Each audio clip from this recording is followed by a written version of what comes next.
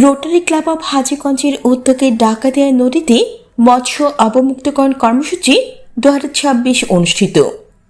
সাখাওয়াত হোসেন শামীমের পাঠানো তথ্য ভিডিও চিত্রে দেখুন বিস্তারিত। চাঁদপুরের হাজীগঞ্জে দেশীয় মাছের উৎপাদন বৃদ্ধি, জলজ জীববৈচিত্র্য সংরক্ষণ এবং নদীর পরিবেশগত ভারসাম্য রক্ষার লক্ষ্যে ডাকাতিয়া নদীতে মৎস্য অবমুক্তকরণ কর্মসূচি 2026 অনুষ্ঠিত হয়েছে। রবিবার 19 জুলাই দুপুর 2:30 হাজীগঞ্জ দক্ষিণ বাজার খেয়াঘাট সংলগ্ন ডাকাতিয়া নদীতে এই কর্মসূচির আয়োজন করে রোটারি ক্লাব অব হাজীগঞ্জ।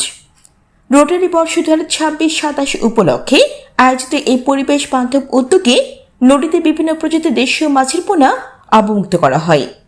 অনুষ্ঠানে সভাপতিত্ব করেন রোটারি ক্লাব অব হাজীগঞ্জের president Rotarian Mohammad Moshiur Rahman Patwari, PHF। সভাপতির বক্তব্যে তিনি বলেন, দেশীয় মাছের বিলুপ্তপ্রায় প্রজাতি সংরক্ষণ, নদীর প্রাকৃতিক ভারসাম্য রক্ষা এবং ভবিষ্যৎ প্রজন্মের জন্য জলজ সম্পদ টিকিয়ে রাখতে নিয়মিতভাবে এ ধরনের কর্মসূচি বাস্তবায়ন অত্যন্ত প্রয়োজন। তিনি জলাশয় সংরক্ষণ, অবৈধ জাল ব্যবহার বন্ধ এবং মাছের প্রজনন মৌসুমে জনসচেতনতা বৃদ্ধির উপর গুরুত্বারোপ করেন। আয়োজকরা জানান, পরিবেশ সংরক্ষণ ও জনকল্যাণমূলক কার্যক্রমের ধারাবাহিকতায় রোটারি ক্লাব অব হাজীগঞ্জ ভবিষ্যতেও বৃক্ষরোপণ, মৎস্য অবমুক্তকরণ সহ বিভিন্ন সামাজিক ও পরিবেশ বান্ধব উদ্যোগ অব্যাহত রাখবে।